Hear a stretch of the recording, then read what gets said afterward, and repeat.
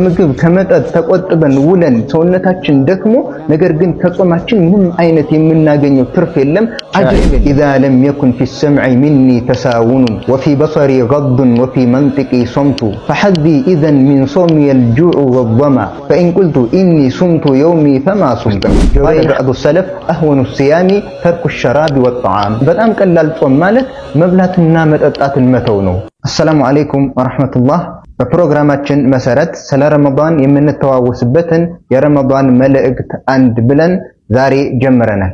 አንድ ሰው ለመጾም ነይቶ ተነስቶ በጾም ወቅት ማድረግ ያለበትን ከፈጅር አንስቶ እስከ መግሪብ ፀሐይ እስከምትገባ ድረስ ባለው ጊዜ ውስጥ ከምግብና ከመጠጥ ጾምን ከሚያስፈጥሩ ነገሮች ራሱን ቆጥቦ ውሎ ነገር ግን ጾሙ አላህ ዘንድ ተቀባይነት የለውም፣ አላህ ከዚህ ሰው ጾም ጉዳይ የለውም፣ ሐጃም የለውም ተብሎ የተነገረለት ጉዳይ ነው። ብዙዎቻችን ጾመናል ብለን አስበን ከምግብ ከመጠጥ ተቆጥበን ውለን ሰውነታችን ደክሞ ነገር ግን ከጾማችን ምንም አይነት የምናገኘው ትርፍ የለም አጅርም የለም።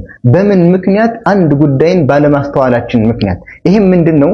ነብዩ ሰለላሁ ዐለይሂ ወሰለም በሐዲታቸው ግልጽ አድርገው ተናግረውታል። ቡኻሪ በዘገቡት ሐዲት ነብዩ ሰለላሁ ዐለይሂ ወሰለም ምን ይላሉ? من لم يدع قول الزور والعمل به فليس لله حاجة في أن يدع طعامه وشرابه በጾም ወቅት የውሸት ንግግርንና በውሸት መስራትን ያልተወሰው አላህ ይህ ሰው ከጾመው ጾም ጉዳይ የለውም ሐጃ የለውም። ማለትም አላህ ይህ ሰው በጾም ወቅት በመራቡና በመጠማቱ የሚያገኘውን አጅር አላህ አይሰጠውም ማለት ነው። በጾማችን ወቅት ከምግብ መቆጠባችን፣ ከመጠጥ መቆጠባችን፣ አጠቃላይ ከሚያስፈጥሩ ነገራቶች ከመቆጠባችን በተጨማሪ ሐራም ነገራቶችና አላህ የከለከላቸው ነገራቶች ተቆጥበናል ወይ የሚለውን ነገር በደንብ ማስተዋል ይጠበቅብናል። አይናችን ሐራም ከማየት ተቆጥቧል ወይ? አፋችን ውሸት ከመናገር ሐራምን ከመናገር ተቆጥቧል ወይ? እጃችን ሐራምን ነገር ከመስራት አጠቃላይ የአካል ክፍላችን ከሐራም መቆጠቡም ጾማችንን እንዳይበላሽ ከሚያደርጉ ዋነኛ ነገሮች ውስጥ ነው። قال بعض السلف أهون الصيام ترك الشراب والطعام በጣም ቀላል ጾም ማለት መብላትና መጠጣት መተው ነው። ይሄ በጣም ቀላሉ ነው። ከባዱ ምንድነው ማለት ነው? አይንን ከሐራም መቆጠብ፣ ምላስን ከሐራም መቆጠብ፣ እጅን ከሐራም መቆጠብ፣ አጠቃላይ የአካል ክፍሎቻችንን ከሐራም መቆጠብ ነው። ይህንን ነገር በጾማችን ወቅት በደንብ ልንጠነቀቅ ይገባል። አለበለዚያ ከጾማችን የምናተርፈው መራብና መጠማትን ብቻ ነው። كما قال الشاعر إذا لم يكن في السمع مني تساون وفي بصري غض وفي منطقي صمت فحظي إذا من صومي الجوع والظما فإن قلت إني صمت يومي فما صمت جورين حرام كمسمات يمالطبق كهونه ንግግሬን ከሐራም የማልጠብቅና አይኔንም ከሐራም የማልጠብቅ ከሆነ በመጾሜ የማገኘው ትርፍ የማገኘው ድርሻ መራብና መጠማት ብቻ ነው እንዳለው ማለት ነው። ስለዚህ በጾማችን ወቅት የአካል ክፍሎቻችን እስከ ሐራም ተቆጥበዋል ወይ የሚለውን ነገር ማስተዋል ይጠበቅብናል። አላህ ጾማቸውን ከሚቀበላቸው ባሮቹ ያድርገን። ወሰላሙ አለይኩም ወራህመቱላሂ ወበረካቱ። ረመዳናችሁ እንዳይበላሽ እነዚህን 5 ነገሮች ተጠንቀቁ። ረመዳን የትርፍ እንጂ ኪሳራ ወር እንዳይሆንብን እነዚህን ጥበቦች እናስተውል። አንደኛ፣ አንደበትን አለመጠበቅ።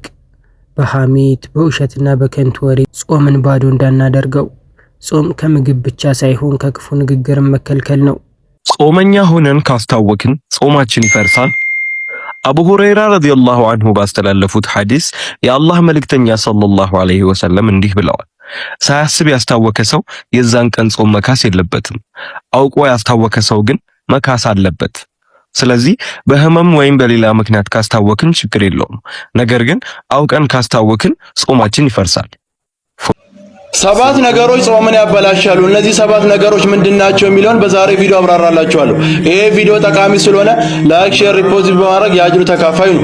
አንድ ሰው እናንተ ሼር አድርጋችሁ አይቶ ይሄንን ነገር ቢያውቅ አላህ ዘንድ ታላቅ የሆነ ምንዳ ታገኛላችሁ። 7 ነገሮች በረመዳን ክፍለ ጊዜ ከተደረጉ ጾምን ያበላሻሉ። እነዚህ ነገሮች ምንድናቸው የሚለውን በቅድመ ተከተል አብራራላችሁ። አላወሉ የመጀመሪያው አላኩል ወሹር መብላትና መጠጣት ነው። አንድ ሰው በረመዳን ክፍለ ጊዜ ውስጥ የበላ የጠጣ እንደሆነ ጾሙ ይበላሻል ይበላሻል። ነገር ግን ሳያቅ የበላ የጠጣ እንደሆነ ጾሙን አይበላሽም። ይሄ የሚያስረጃ ቡኻሪና ሙስሊም የዘገቡት ሐዲስ የአላህ መልእክተኛ ሰለላሁ ዐለይሂ ወሰለም እንዲህ ይላሉ፣ መን ነሲየ ወሁወ ሷኢሙን ፈአከለ ወሸሪበ ፈሊዩቲመ ሰውመሁ። አንድ ሰው ጾመኛ ሆኖ ሳያቅ የበላ የጠጣ እንደሆነ ጾሙን ይሙላ፣ ጾሙ አይበላሽም አሉ ነብዩ ሰለላሁ ዐለይሂ ወሰለም። ሁለተኛው ደግሞ ጅማዕ ነው፣ ግንኙነት በቀን ክፍለ ጊዜ ከባለቤት ጋር ግንኙነት ማድረግ ጾምን ያበላሻል። ይሄም በሐዲስ ማስረጃችን አንድ ሰው ወደ አላህ መልእክተኛ ሰለላሁ ዐለይሂ ወሰለም በመምጣት አህለክቱ ጠፋሁኝ አለው።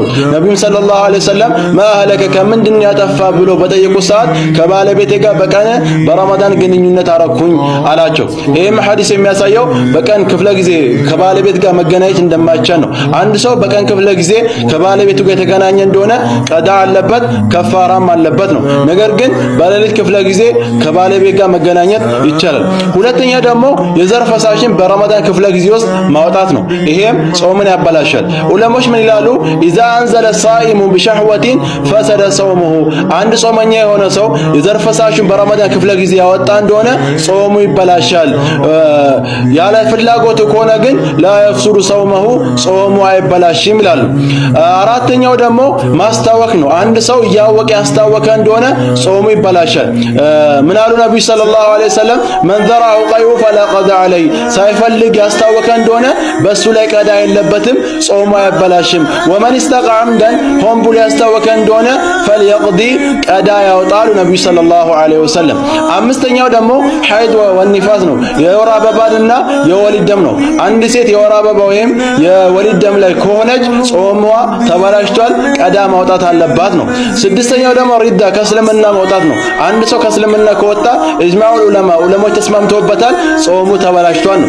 ሰባተኛ ደግሞ ዋግምት መጠቀም ነው። ዋግምት መጠቀም ዑለሞች ላይ ኺላፍ አሉ። ከፊሉ ያበላሻል ይላሉ፣ ከፊሉ አይበላሽም ይላሉ። ከዚህ በመውጣት ይሄንን ያለማድረግ ነው። ያደረገን እንደሆነ ቀዳ ማውጣት የሚለው ነው። በቀጣይ ክፍል ደግሞ ከዚህ የቀጠሉትን አቀርብላችኋለሁ። ይሄን ቪዲዮ ሁለተኛ ፈርድ ወይም ግዴታ ሰላቶችን መዘንጋት። በተለይ በድካም ሰበብ የፈጅር ሰላትን እንዳናሳልፍ። ያለ ሰላት የሚጾም ጾም ትርፉ ረሃብና ጥም ብቻ ነው። ጾም የሚያበላሹ ነገሮች ምንድን ናቸው? ጾም በሚከተሉት 8 ነገሮች ይበላሻል። አንደኛ፣ ግብረ ስጋ ግንኙነት ማድረግ። ጾም ግዴታ የሆነብን ሰዎች በረመዳን ቀን ላይ ግብረ ስጋ ግንኙነት ከፈጸምን ይህን ቀን ማካካስና መተውበት ይኖርብናል። ያለፈንን ቀን ለማካካስ አንድ ባሪያ ነፃ ማውጣት ይኖርብናል። ይህን ማድረግ ካልቻልን 2 ወር ተከታታይ መጾም ይኖርብናል። ይህንን ማድረግ ካልቻልን 60 ድሆችን መመገብ ይኖርብናል። ሁለተኛ፣ ሆን ብሎ የዘር ፈሳሽን ማፍሰስ። ሶስተኛ፣ ሆን ብሎ መብላት መጠጣት። አራተኛ፣ የምግብ መርፌ መወጋት ጾም ያበላሻል። ምክንያቱም ከመብላትና ከመጠጣት ጋር ተመሳሳይ ነውና። አምስተኛ፣ ደም መለገስ ወይም መሰጠት። ጾመኛ ሰው በሰውነቱ ውስጥ ብዙ ደም ፈሶት እንዲያገግም ደም ቢለገሰው ጾሙ ይበላሻል። ስድስተኛ፣ የወር አበባ ወይም የወሊድ ደም። ሰባተኛ፣ የዋግምት ደም መፍሰስ። ደም በራሱ ጊዜ ከአካል ከፈሰሰ ጾም አያበላሽም። ለምሳሌ የነስር ደም ወይም ደግሞ ጥርስ ከተነቀለ በኋላ የሚፈስ ደም። ስምንተኛ፣ ጣታችንን ወደ ጉሮሯችን በማስገባት ሆን ብለን እንዲያስታውከን ብናደርግ ጾማችን ይበላሻል። ሳናስበው በድንገት ቢያስታውከን ግን ጾማችን አይበላሽም። ለዚያም ነው ኢማም ኢብኑ ሐዝም ምን የሚል አቋም አላቸው? አንድ ሰው ጾመኛ ሆኖ ወንጀልን ከሰራ ሐሜት ካማ ሐሜት ይሄ ሰው ጾሙ ይበላሽበታል ይላሉ። ምክንያቱም የሰው ስጋ እየተመገበ እንዴት ጾመኛ ነው ልንለው እንችላለን ይላሉ። እና በእውነቱ በሐቂቃው ይህ ሰው ጾመኛ ሆኖ ሰውን ያማው ሰው ጾሙ ተበላሽቶበታል እንኳን ባንል ከማስረጃ አንፃር ደካማ የሆነ ቀውል ስለሆነ፣ ነገር ግን የጾሙን ውበት ግን ያጠፋዋል። ለምን እንደሚጾም ያልገባው ሰው የሆነ ጾም ነው። በጾሙ ክፍለ ጊዜ ሰውን የሚያማ፣ በጾሙ ጊዜ ክፍለ ጊዜ ወንጀሎችን የሚሰራ ናም ይሄ ሰው ጾሙ ከአላህ ተባረከ ወተዓላ ዘንድ የሚደርሰው የተፈረሰ ሆኖ ነው። አላህ ተባረከ ወተዓላ ደግሞ ጥሩን ቆንጆን እንጂ ሌላን አይቀበልም። ስለዚህ በጾማችን ጊዜ ወንጀልን ከመዳፈር እንጠንቀቅ። ጀዛኩሙላሁ ኸይራ። ሶስተኛ ጊዜ ማባከን፣ ማህበራዊ ሚዲያ ቲክቶክ፣ ፌስቡክ፣ የተለያዩ ነገሮችና ተከታታይ ፊልሞች የቁርአንና የዚክር ጊዜያችንን እንዳይሰርቁብን እንጠንቀቅ። ሁለተኛው የሚያስፈጥረው ያ ጀማ ከመብላት ከመጠጣት ውጭ የዘር ፈሳሽን ማፍሰስ ማውረድ ነው፣ ማፍሰስ ነው። ግንኙነት ሳያደርጉ ማለት ነው። ግንኙነት ሳያደርጉ ሴትም ትሁን ወንድም ይሁን በመነካካት በእጃቸው በተለያዩ ነገሮች እየነካኩ ሰውነታቸውን ፈሳሽ ካፈሰሱ ቀዷ አለባቸው፣ ጾማቸው ይበላሻል። ሐታ ሚስቱን እየሳመ ባሏን እየሳመች ፈሳሽ ከተሰማቸው ካፈሰሱ ጾማቸው ይበላሻል፣ ቀዷ አለባቸው። ለዚህ ነው የማይችል ሰው አይንካ ያልነው። ዝም ብሎ በማሰብ ማስተንተን ቢያፈጥር ቢያፈስስ ወላ ጅምሁር العلماء አያፈጥርም ይላሉ፣ ግን አንዳንዶቹ ያፈጥራል ይላሉ። እኔም ያፈጥራሉ የሚለው ነው የሚታየኝ። ለምንድን ነው የሚያስተነትነው?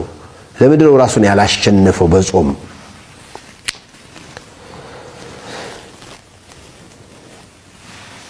ليس في إخراج المني في غير الجماع كفارة على قول جمهور العلماء، ግን በዚህ የተነሳ ከፋራ ይወጅብብሃል ብለን አናስይዘውም አሉ። ምን መንይን በማፍሰሱ ምክንያቱም በግንኙነት ብቻ ነው ከፋራ የተባለውና በዚህ በኩል በፍጹም ለምሳሌ በረመዳን ውስጥ ኢህቲላም ቢሆን ተኝቶ ቀን ላይ መንይ ስለወጣው ከፋራ ይወጅባል አልተባለም። ምርጫ የለውምና ማለት ነው። መዚ ቢወጣው ሲሄ ማለስለሻ የሚባለው ፈሳሽ ቢወጣስ እሱ ጾም አያበላሽም፣ ውዱእ ነው የሚያበላሽው። ምክንያቱም እነዚህ መሳምን ማቀፍን መተኛት አብሮ መተኛትን ከፈቀደ መዚ ሊፈስ እንደሚችል ይጠበቃል። መዚና መኒ ያው የምታውቁ ይመስለኛል። የማያውቅ ሰው ካለ መንይ ማለት ነጣ ያለ ፈሳሽ ነው፣ ወደ ብጫ ሄድ ይላል እና ትንሽ ጠጠርም ያለ ነው። በስሜትም ነው የሚወጣው። ከወጣ በኋላ ደግሞ ትንሽ የሰውነት ደከም ማለትም ይታይበታል። የሊጥ አይነት ሽታም አለው፣ በተለይ እርጥብ ሲሆን ማለት ነው። መንይ በዚህ መልኩ ከፈሰሰ ትጥበት እንጂ ሶሒሁ ምን አቋል ዑለማ ነጃሳ አይደለምና ብዙ መጨናነቅ አያስፈልግም። እንደው እግር መንገዴን በማየት ማለት ነው። መዚህ የሚባለው ግን ውሃ ነው፣ ግን ሞጨጭ የሚያደርግ መልክ የለውም። ያለ ስሜት ከተነሳሳ በኋላ ሲፈስ ምንም ስሜትን ሳያቃልል የሚወጣ ፈሳሽ ነው። ይሄ ነጃሳ ነው፣ ውዱ ያስደርጋል፣ ግን መታጠብ አያስገድድም፣ ጾምም አያበላሽም። ሶስተኛው ጾምን ከሚያበላሹት ነገሮች አንዱ ሆን ብሎ ማስታወክ ነው። ማስታወክ መን ኢስተቃአ ብለዋል ነቢ ሰለላሁ ዐለይሂ ወሰለም። ራሱን ነካክቶ ያስታወከ አስቦ ያስታወከ ሰው እንዲመጣ ያደረገ ጾሙን አበላሽቷል ነው።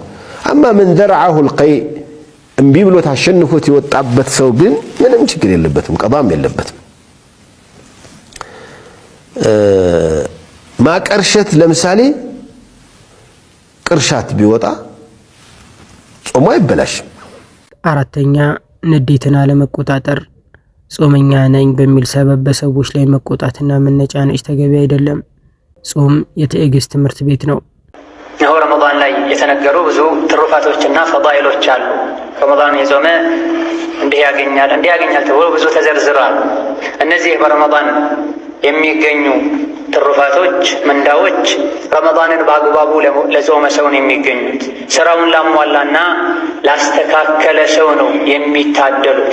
ስራ ሊሟላና ሊስተካከል የሚችለው ከጾም ጋር ተያያዥ የሆኑ ህግጋትን ጠንቅቀን ስናቅና የጾመኛን አደብ ባህሪ ስንላበስ። እንዲሁ ምግብና መጠጥን በመተው ብቻ ረመዳን ውስጥ ያሉ ምንዳዎችን ፈዳኢሎችን ማግኘት አይቻልም። ሰራተኛ ሙሉ ደሞዙን የሚያገኘው ሙሉ ቀን ከሰራ ነው። አደብ ስርዓትን አክብሮ ከኖረ ነው። ጠባዩ አስቸጋሪ ከሆነ፣ ሰዎችን ማያከብር ከሆነ፣ ስራ ሰዓት ላይ ማይገባ፣ ስራ ሰዓት ሲጠናቀቅ ማይወጣ ከሆነ፣ ስራውን በኃላፊነት በአግባቡ ማይወጣ ከሆነ፣ ደሞዙን በአግባቡ እንደማያገኘው ሁሉ ረመዳንንም በአግባቡ ካልጾመን ረመዳንን በመጾም የሚገኙ የተሟሉ ምንዳዎችን ማግኘት አንችልም። ከረመዳን ጋር ተያያዥ ከሆኑ ልናቃቸው ከሚገቡ ነገሮች መሃል አንዱ ጾምን የሚያፈርሱ ነገሮችን ጠንቅቆ ማወቅ ነው። ብዙ ሰዎች ጾም የሚያፈርሰው መብላትና መጠጣት ብቻ መስሏቸው እጅግ በጣም በዛ ያሉ ጾም የሚያፈርሱ ነገሮችን በተደጋጋሚ ሲሰሩ እናያለን። በጅህልና የተመሰረተ ዒባዳ ፍሬ የለው፣ ዋጋ የለው።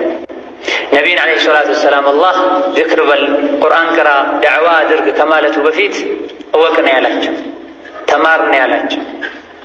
ነቢይም ዓለይሂ ሰላቱ ወሰላም እውቀትን መፈለግ እያንዳንዱ ሙስሊም ላይ ግዴታ ነው ብላ አላህ ኸይርን የሻለት ሰው የዲንን ግንዛቤ ይሰጠዋል ብላ። ስለዚህ ረመዳንን ከመጾማችን በፊት ከጾም ጋር ተያያዥ የሆኑ ህግጋቶችን ልናቅ፣ በተለይ የጾም መስፈርት የሚባሉ የጾም መሰረት የሚባሉ ጾምን ያፈርሳሉ የሚባሉ ነገሮችን ልናቃቸው፣ ልናሐፍዛቸው፣ ህፃናቶቻችንን፣ ወላጆቻችንን፣ ጎረቤቶቻችንን ልናሳውቃቸው ይገባል። ከሰው ልጆች ወርቅ ብር ከምንሰጣቸው ይልቅ ዒልም ስንሰጣቸው ነው የሚጠቀሙት። እኛም የላቀ አጅር የምናገኝ። መብላት መጠጣት ቀላል ነው፣ ኬትም ይገኛል።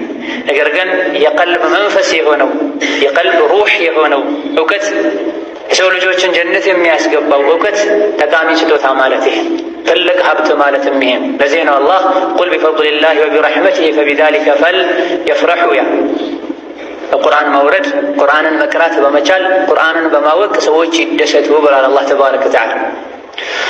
ጾምን የሚያበላሹ ነገሮችን በተወሰነ መልኩ አጠር አድርገን ስናይ፣ አንደኛው የግብረ ስጋ ግንኙነትን ግብረ ስጋ ግንኙነት ማድረግ ጾምን እንደሚያፈርስ ሁሉም ዑለሞች ተስማምተዋል። ቁርአን ላይም አላህ ነግሮናል። ግብረ ስጋ ግንኙነት የሚያፈርሰው ከሐላል ሚስትም ጋር ይሆን በዚናም ይሁን ያው ከሐላል ሚስቱ ጋር ከሆነ ማያፈርስበት ችግር የሌለው የሚመስለው አላዋቂ አለ። ግብረ ስጋ ግንኙነት በየትኛውም መልኩ ጾምን ያፈርሳል። በግብረ ስጋ ግንኙነት ምክንያት ጾሙ የፈረሰበት ሰው ጾሙ ከመፍረሱ በተጨማሪ ከባድ ወንጀል ተዳፍሯልና ከፋራ ይጠበቅበታል። አንድ ባሪያ ነፃ ማውጣት፣ ካልሆነ 30 ቀን በተከታታይ መጾም፣ ካልሆነ 30 ምስኪን ማብላት ይጠበቅበታል። ይሄን ማድረግ ካልቻለ እስኪችል ድረስ ሊጠብቅ ይገባል። ያን ቀንም ቀዷ ማውጣት፣ ይሄን ለምን አደረግኩኝ ብሎ መጸጸትና ሁለተኛ አላደርግም ብሎ ለጌታው ቃል መግባት፣ ምህረት መጠየቅም ግዴታም። ስሜቱን መቆጣጠር የማይችል ሰው በጾም በቀኑ ክፍለ ጊዜ ከፈጅር በኋላ ከምስቱ ጋር መቀራረብ የለበትም። እናታችን አይሻ ረዲየላሁ ዐንሃ ነቢዩ ጾመኛ ሆነው ሚስቶቻቸውን ይስሙ ነበረ፣ ነገር ግን ከእናንተ ውስጥ እንደሳቸው ማን ነው ራሱን መቆጣጠር የሚችል ብለው። ራሱን መቆጣጠር የማይችል ከሴት ጋር ሊቀራረብ፣ እንደዚሁ ስሜት ቀስቃሽ የሆኑ ነገሮችን ሊያደርግ ሊያይ ሊቀርብ አይገባም። ሁለተኛው ጾም የሚያፈርሰው ተግባር የዘር ፈሳሽ መውጣት ነው። ያለ ግብረ ስጋ ግንኙነትም ቢሆን ማለት ነው። በእሕቲላም ሳይሆን በራስ ፍላጎት የዘር ፈሳሽ እንዲወጣ ማድረግ ጾምን ያፈርሳል። በተኙበት ከሆነ በህልም ከሆነ የወጣው ያለ ፍላጎታችን ስለሆነ የሚወጣው በዚህ ጾም አይፈርስም። በሶስተኛ ደረጃ ጾም የሚያፈርሰው መብላትና መጠጣት ረስቶ እስካልሆነ ድረስ ጾመኛ መሆኑን ረስቶ የበላው የመጠጣ ሰው ጾሙ አይፈርስም። እንዳስታወሰ ማቆም አለበት። ከዛ በኋላ ይቀጥላል። ጾሙም ትክክል ነው፣ ቀዷ ማውጣትም የለበትም። ጾም የፈረሰ እያለም ራሱን ሊወቅስ ሊያዝንም አይገባም። ጾመኛ ሆኖ ረስቶ የበላውም የጠጣ ሰው አላህ ነው ያበላው፣ አላህ ነው ያጠጣው፣ ጾሙን ያሟላ ብላ።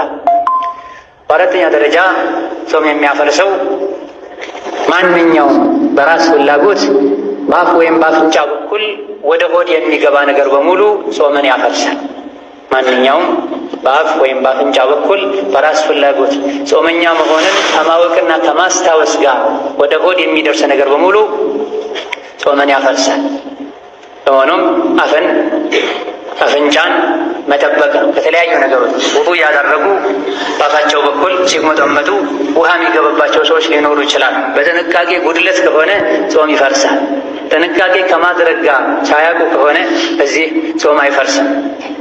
ምራቅን መዋጥ ጾም የሚያፈርስ የሚመስላቸውና ቀኑን ሙሉ ሲተፉ የሚውሉ ሰዎች አሉ። ምራቅ የሚወጣው ከውስጥ ስለሆነ ጾም አያፈርስም። እንደዚሁ ደግሞ መቆጣጠሩም እጅጉኑ ይከብዳል። አክታን በተመለከተም በተደጋጋሚ ሰዎች የሚጠይቁበት ሁኔታ አለ። አክታ ጾም ማፍረስ አለማፍረሱ እንዳለ ሆኖ ቆሻሻ ስለሆነ ጎጂ ስለሆነ አክታን መዋጥ የተከለከለ ሐራም ነው ብሏል ዑለሞች። ወዩሐርሙ ዐለይሂም አልኸባኢስ ከሚለው የቁርአን አንቀጽ በመነሳት ሆኖም አክታ ጾም የሚያፈርስበትም ማያፈርስበትም ሁኔታ አለ። ወደፊት ለፊት ወደ አፍ ሳይመጣ እዛው ቀጥታ ከሆነ ሳናቀው የተዋጠው ይሄ ጾም አያፈርስም።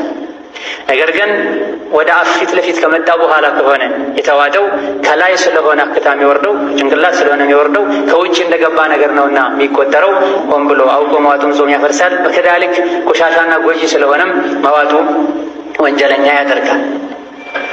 አምስተኛው ጾም የሚያፈርሰው ተግባር ምግብና መጠጥን ሊተኩ የሚችሉ ነገሮችን በየትኛውም መንገድ መጠቀም። ምግብና መጠጥን ሊተኩ የሚችሉ ነገሮችን በየትኛውም መልኩ በየትኛውም መንገድ መጠቀም። የብርታት ምግብ የሚተኩ መርፌዎችን መውሰድ፣ እንደዚሁ ደግሞ ለታማሚ ወይም የአቅም ማነስ ላለባቸው ሰዎች ግሉኮስን መውሰድ። እነዚህና መሰል ነገሮች ጾምን ያፈርሳሉ። ምግብ እንደሚያፈርሰው ሁሉ በአፍ በኩል የሚወሰድ ምግብ እንደሚያፈርሰው ሁሉ በደም ስርም ይሁን በአፍንጫም በኩል ይሁን በየትኛውም መልኩ በመርፌም ይሁን የሚወሰዱ ምግብ የሚተኩ ነገሮች ጾም ያፈርሳሉ። ስድስተኛው ጾም የሚያፈርሰው ተግባር አውቆና ሆን ብሎ ማስመለስ።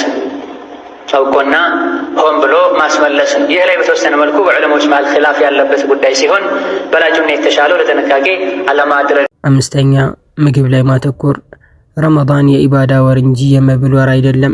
በምግብ ዝግጅትና ከመጠን በላይ በመብላት ጊዜያችንንና ጤናችንን እንዳናጣ ሆዳችንን ብቻ ሳይሆን አይናችንን፣ ጆሮአችንን፣ ምላሳችንንና ልባችንን እናስጹም። አላህ ተቀባይነት ያለው ጾም ይወፍቀን። አሚን። እዚህ ቻናላችን ላይ የምንለቃቸው ቪዲዮዎች ከተመቻችሁ የቴሌግራም ኮሚኒቲ እንዲሁም ሁለተኛ ቻናል ከፍተናል። የሁለቱንም ሊንክ ኮመንት ላይ ያስቀምጥላችኋለሁ። ገብታችሁ ፎሎ አድርጉ። ለዚህ ቻናልም አዲስ ከሆናችሁ ሰብስክራይብ በማድረግ ቤተሰብ ሆኑ።